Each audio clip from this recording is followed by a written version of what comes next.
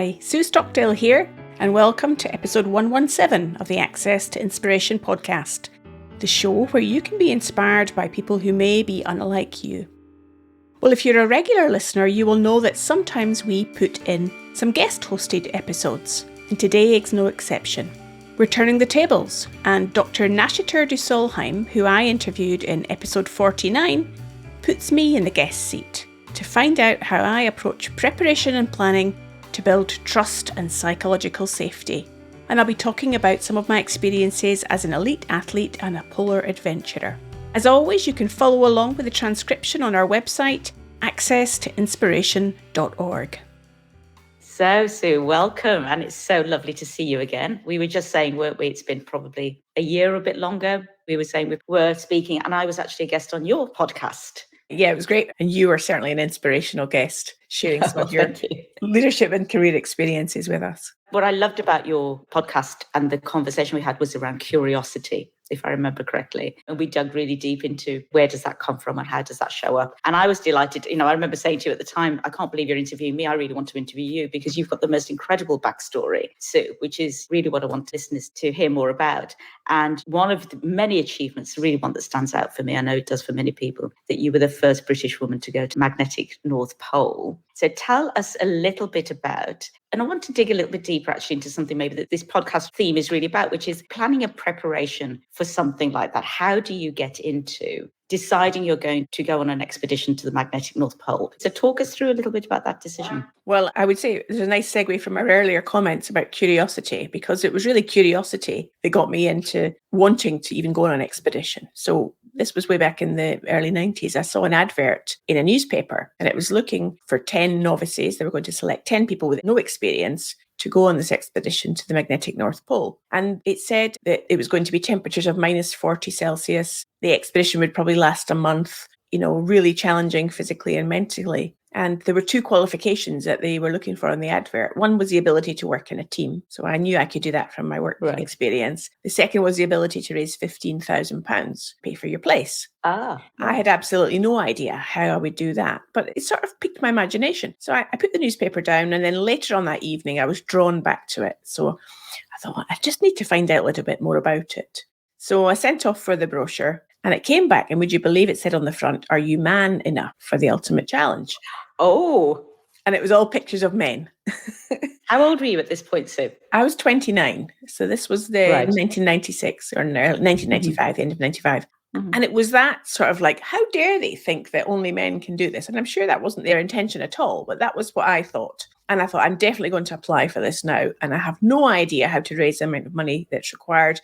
But if it's meant to be, I'll find a way. And that was my mindset. And then there was a whole series of selection tests that I had to go through. I think over 500 people applied, and eventually 10 of us were selected. I was the only British woman, and there was one Swedish woman, and the rest were men on the expedition. But then the planning and preparation begins. Because although I had gained a place on the expedition, if I didn't raise the money and I didn't get myself physically and mentally prepared, then I wouldn't be flying up to the north of Canada to start the expedition. And how do you even go about beginning to prepare for something like that, which you've never done before? They ask for novices, so the presumption is you've had no similar kinds of experiences. What did the preparation look like? Well, the first thing was to raise the money. And although I had raised small amounts of sponsorship before this, I'd never raised that amount of money. And then in the late 90s, I probably could have bought a house for £15,000. It was a pretty substantial amount of money. Well, I said to myself, okay, I know that to get sponsorship, which is what I thought I would need, would be to write to people that I knew or companies that I knew. That might be a good chance. And to write to companies that had anything to do with the cold or anything to do with women or adventure. Now, back in those days, as I'm sure it is the same today, sponsorship is very hard to come by, and you need a really compelling reason to get somebody's attention. And there were two reasons that I put in my letter, because this was pre-email days, writing letters. The first reason was that if successful, I believed that I'd be the first British woman to get there. And secondly, we were going to be filmed by the BBC. So for a potential company, getting their branding and logo on television was hopefully more compelling. And I wrote to hundreds and hundreds of companies, and most didn't even bother to reply. And those that did said no. Oh, I'm surprised. Wow. Yeah, because I think, like anything, it's a very competitive market and it's a substantial amount of money. Eventually, the one sponsor that did provide all the money, which was fantastic, was Bird's Eye Fish Fingers, who make frozen foods. Ah. And you could imagine a lovely connection with the Arctic, but it was a lot of hard work to raise that money. And there was, after the expedition, whether we were successful or not, I committed to go around to some schools and talk about the expedition, and they had a Bird's Eye education pack. So there's always going to be a trade-off. And I think that was my learning about the preparation for sponsorship, is not only to get your money, to keep your sponsors informed. So back to what we spoke about on my podcast with you, Nashita, was about relationships and maintaining relationships as well. So that was an important learning for me about, yes, there's preparation, but actually then there's value in maintaining that effort that you've put in over time. And then, of course, once I had raised the money, was I had to get myself physically fit. That's the part I'm fascinated by, because you were away for, if I understand correctly, the expedition was a month long. Yes. And as you mentioned, temperatures of perhaps extreme temperatures you'd never experienced before. So what kind of preparation, and I'm interested not just in the physical preparation, which of course I can imagine, and I know you had an athletic background, so you were used to training and getting yourself fit, and you'd won a series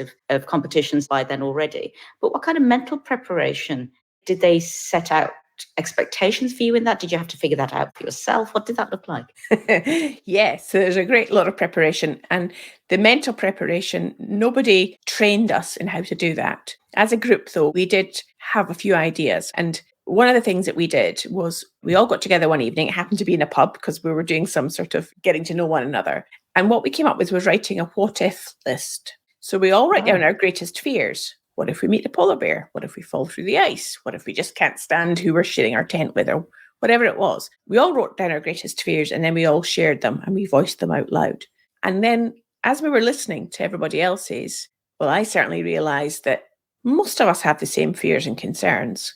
So although it might manifest and magnify itself in one's own mind, if we're imagining catastrophizing what the worst could be, first of all, voicing it, and then secondly, realizing that other people share that fear, suddenly it diminishes. It's not so fearful after all. And although we didn't come up with solutions for all our fears, at least by talking about them and expressing them was a great way to prepare mentally.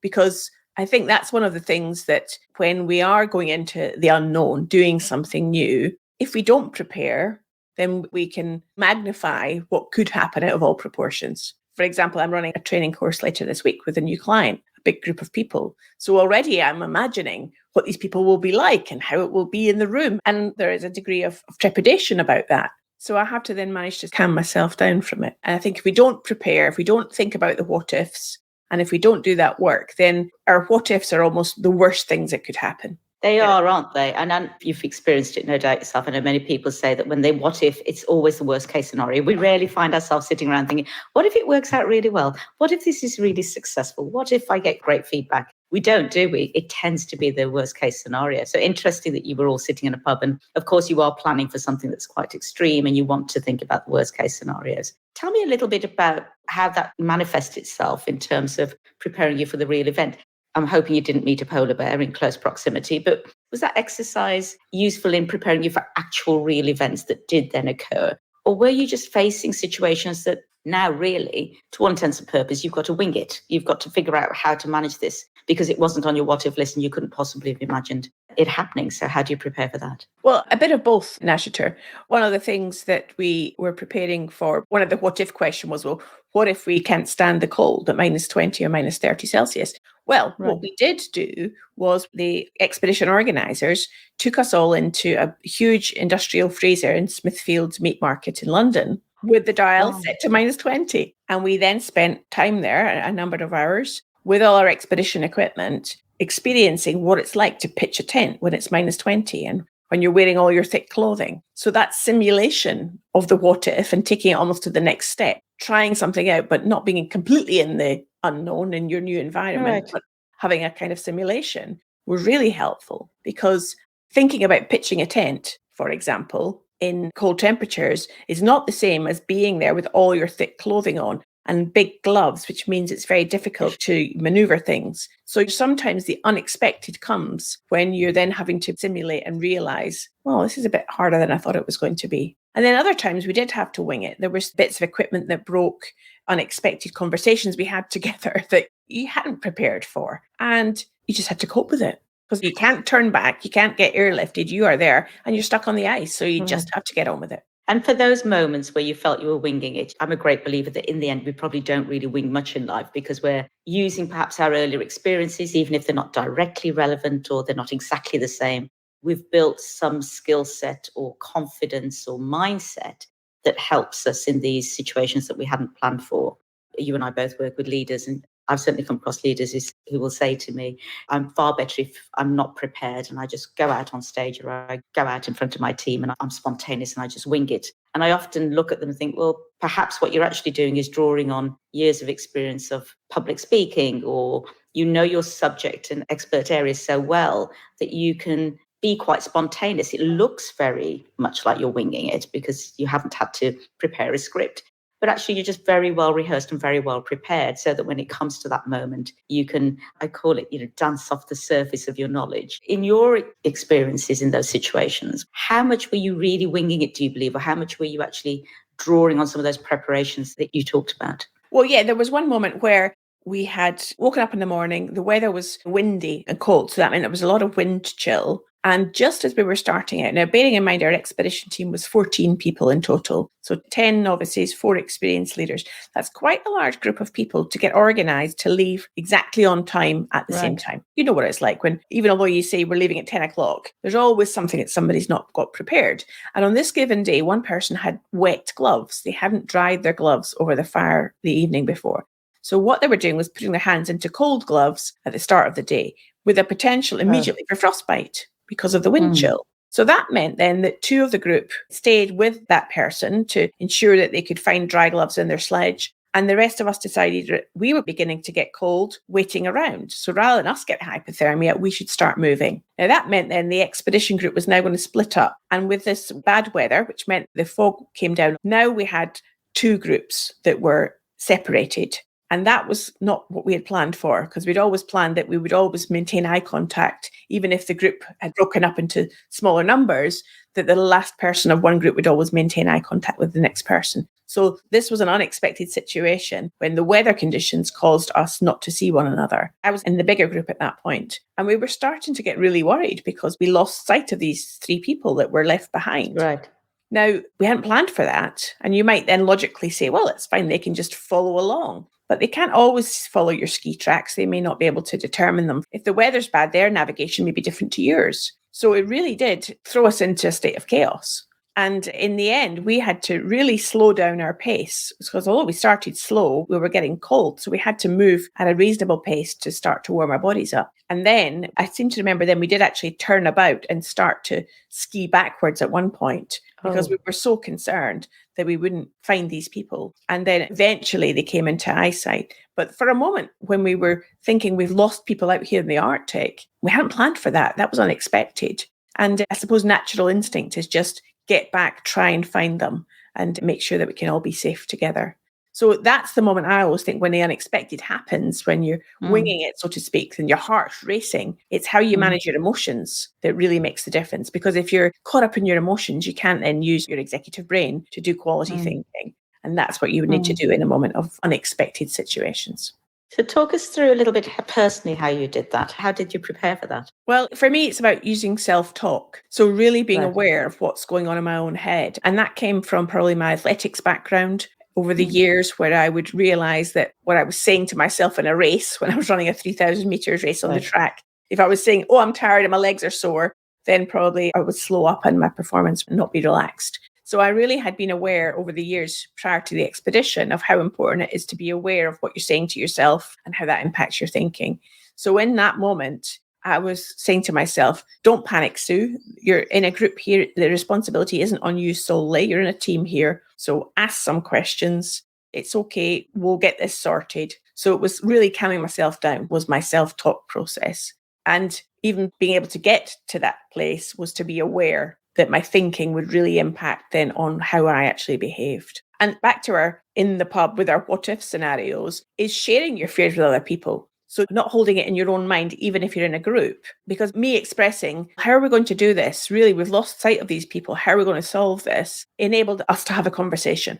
And I think that sometimes can really be helpful, is to talk about the unexpected rather than just go on gut feel. if that makes sense. I really like that. And it's made me think, I was imagining you as much as I can in that sort of scenario with a group of people fearing for the ones that you can't see. And I love this idea of maintaining eye contact. I want to dig into that a little more. But the idea that, in that moment, you have to dig deep into, do I voice this? I was thinking, would I be worried, for example, that by voicing it, I'm going to create more anxiety for everybody else by sharing my anxious thoughts? And will it have a contagion effect? And now everybody will be anxious. But quite the opposite from what you're sharing. It was really about putting words maybe to what not only you're feeling, but other people are feeling. And the idea that the group will figure this out. Yes. And I think there's a context relevance point here to make as well, Nashiter. In the Arctic, there is nowhere else we can go.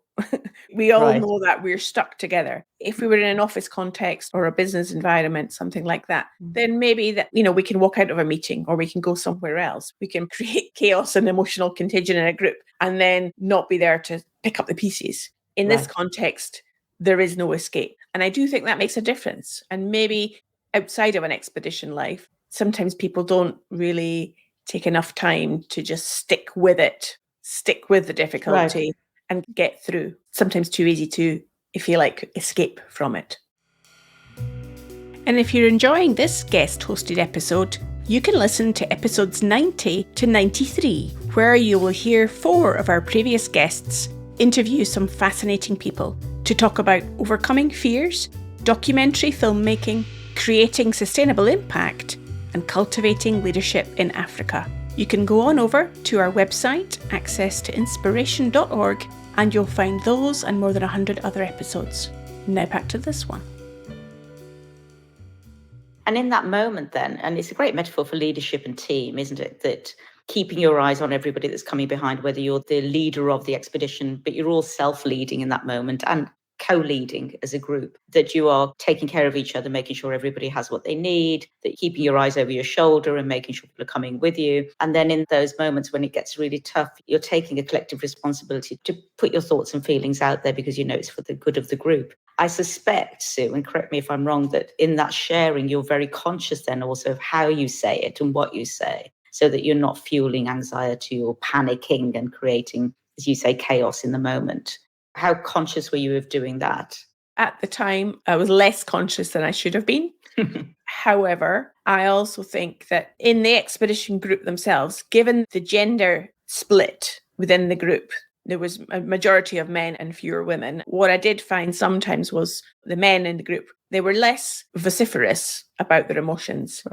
And they appreciated when those that were more vociferous shared their feelings and emotions. So again, regardless of whether it's men sharing or women sharing, just people who are comfortable to express their emotions. At the end of the expedition, when we were all reflecting together, everybody said there was a sense that was really valued. So yes, sometimes maybe one doesn't express one's emotions in the most effective way, but nonetheless, voicing something that other people are feeling but not voicing can be hugely valuable. I totally agree. Absolutely. I think from a psychology perspective, it's, as you said earlier, and I couldn't agree more, the idea that once we put words to a fear or anxiety, often isn't as bad as the fantasy, that we've created in our minds. I liked when you mentioned that you all agreed to keep eyes on each other. And that raises some thoughts and questions in my mind about how you take care of each other, how you plan to take care of each other in those moments. So share a little bit about where that came from and some of the other things that you did in terms of taking care of the group mentally and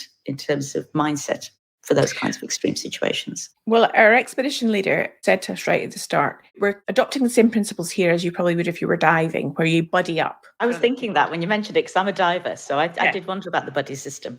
Right. Yeah. And one of the things in the Arctic, if you get frostbite on your face or frost nip, which would be the first stage towards frostbite, where you might lose the sensation of a feeling in your skin. If I got a little white spot on my face when we were in the Arctic, it means the blood's out of that area. I can't feel it myself. And the only way I know it exists is if somebody else tells me that. So we buddied up every day, that I always had a responsibility to look out for somebody else and vice versa. And I think that breeds a real sense of connectedness. You know, you're not in it on your own. And therefore, there is that responsibility to be looking out for another person in your team. And I think from a leadership perspective, that's a great way to operate, not just a leader, but from others in a team to look out for one another when the going gets tough. Because you don't know how you will react in certain situations, but at least you've got somebody else you can turn to.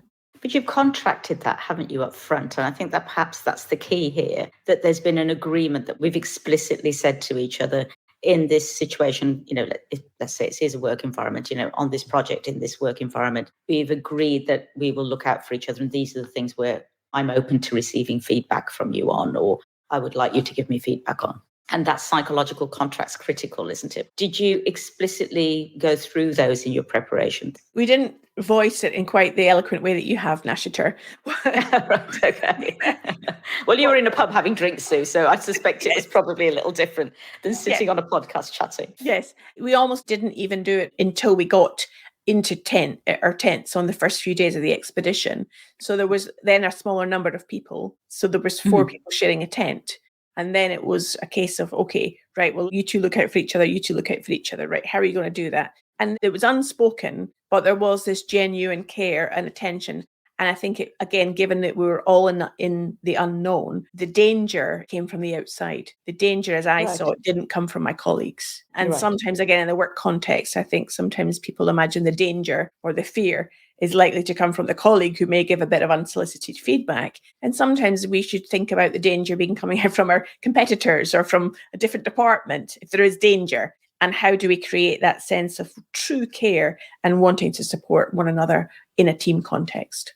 I love that. I think that really is for me, the essence of teamness, isn't it? Rather than a group of people who might come together to achieve something, but there's no real interdependency. They're not really looking out for each other. They're just there to achieve the common goal, as opposed to a team where we really do want to look out for each other. We want to bring all of us towards the goal and to the destination in the best possible way and make sure that we're looking out for each other on the way. And I love the way you've described that. I think that's very powerful. It's interesting, isn't it, that put ourselves into a war zone or into a battle situation. We do that, as you say, in an unspoken way. We just get on with it. Do we have to have a lot of conversations and plan for it? Perhaps not, because we recognize we're all in this together and we're only going to survive if we all depend on each other.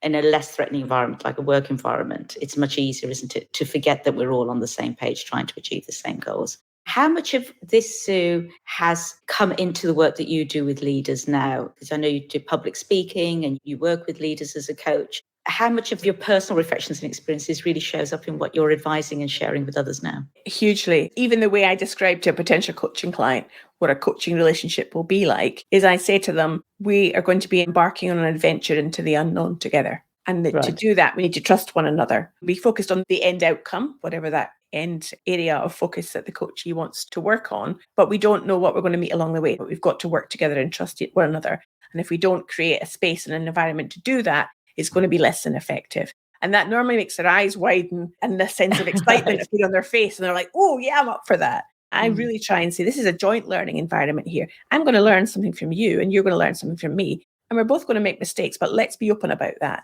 And it just lays this foundation for a connection in quite a different way than perhaps they've experienced before.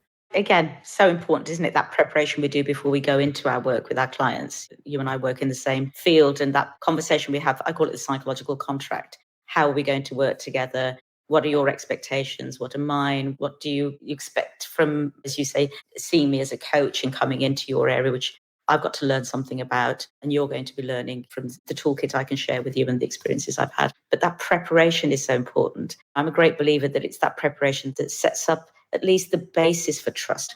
How did trust develop between you as a group? Well, I think those activities that we spent time doing before we even arrived in the Arctic were ways of building trust with one another. So we did hikes, we learned about the equipment we were going to use and so on. So we spent time together, and we weren't necessarily calling it trust building activities, but in effect, that's what it was doing. The more you get to know the people you're going to be on the ice with, the more you can begin to trust them. So that was helpful. And then early on, as we started off, and we'd be skiing along in single file, and often I would ski up towards Susanna, the other female, and I'd say to her, oh, I'm feeling really tired here. My legs are sore. And she would say, yeah, I'm exhausted. And then I'd ski a little bit further along, catch up with one of the men, and I'd say, oh, I'm so exhausted. How are you? I'm fine.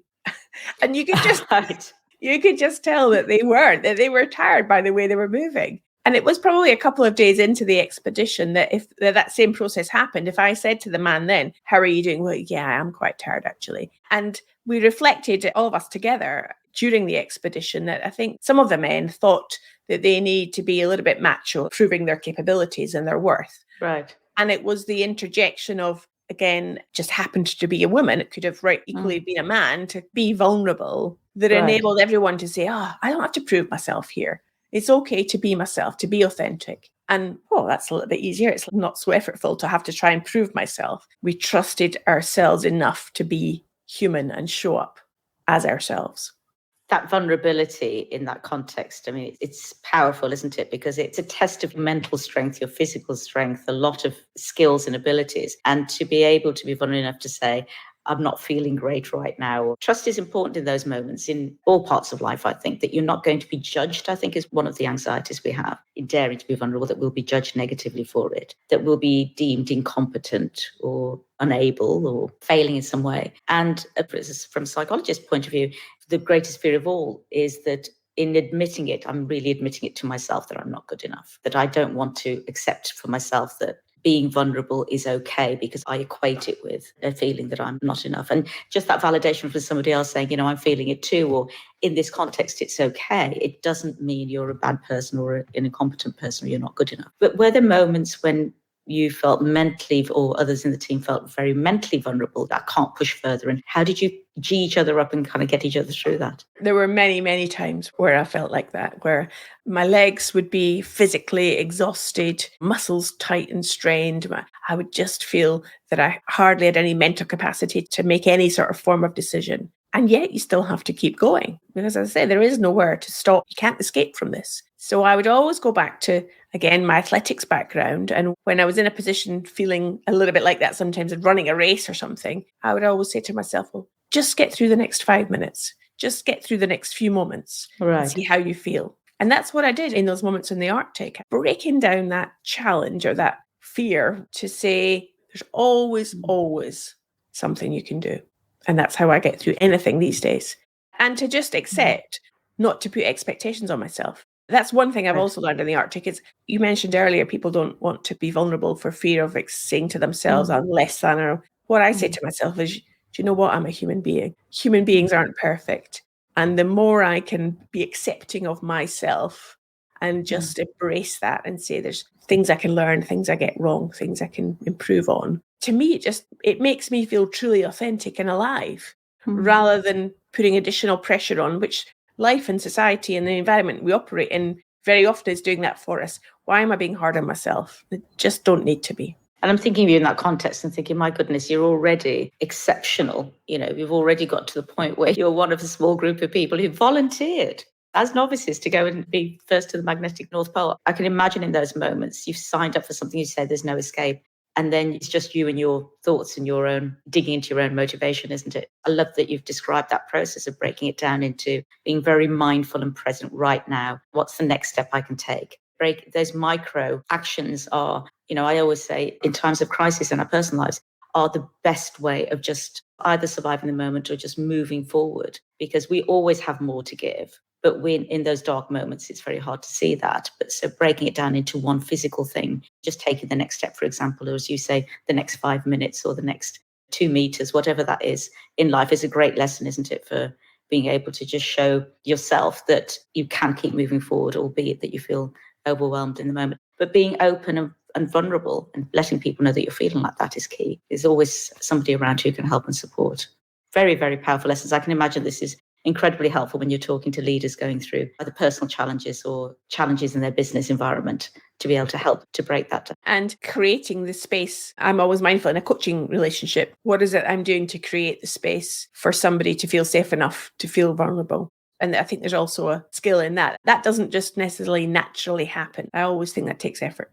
It does. And it's the skill, isn't it, of that partnership and that trust that you build as a coach. I feel it myself when I'm sitting with clients often, particularly when you're working with leaders, at the top of either their organization or experts in their field. They're often alone in that space, aren't they? And very few people they can dare to have an open and vulnerable conversation with. And you really become that sparring partner, I like to call it, rather than a coach, of somebody who can create that space where it's confidential, it's free to express yourself without judgment and without expectation, really, but an opportunity just to explore together. I love that metaphor. Sue, as you can tell, I could keep talking to you, and I'm sure we will after the podcast. I just want to say thank you so much for a really great conversation. It's been wonderful speaking to you again. And thank you so much for your time. Any last reflections that you would like to share about planning and preparation, your experiences, the work that you're doing with leaders that would be helpful for our audience to take away? Yeah, the one thing that springs to mind is plan for the outcome, not always for the process. I always envision for myself a bit like skiing down a ski slope, that we know where the boundaries are, we know where the end line is, where it says finish. How we get down that ski slope every single time may be different, and that's fine. And I always try and bring to the work that I do is I agree an outcome with a coaching client. I know the outcome from a training course that I want to get to. How we get there is open to flexibility. And I think that's my planning and preparation comes from knowing those things that I've just mentioned. And then that free flow can come from skiing down that ski slope any way you like. Beautifully put. Well, on that note, I'm going to thank you again for coming and sharing your insights and experiences with the audience. And you will find more information about Sue at the end of the podcast. And we'll put all the details out, Sue, to make sure people can reach out and connect with you further to hear more about both your experiences and the work that you do. Once again, thank you so much. Thank you, Nashiter. It was great to speak to you. I hope you enjoyed my conversation with Nashiter. Let us know. You can send us a voice note or a message via our website contact page. And remember to subscribe to the podcast so that you can get easily notified about new episodes. I'll be back comfortably in my host's chair next week with another inspiring guest, and hope you can join us then.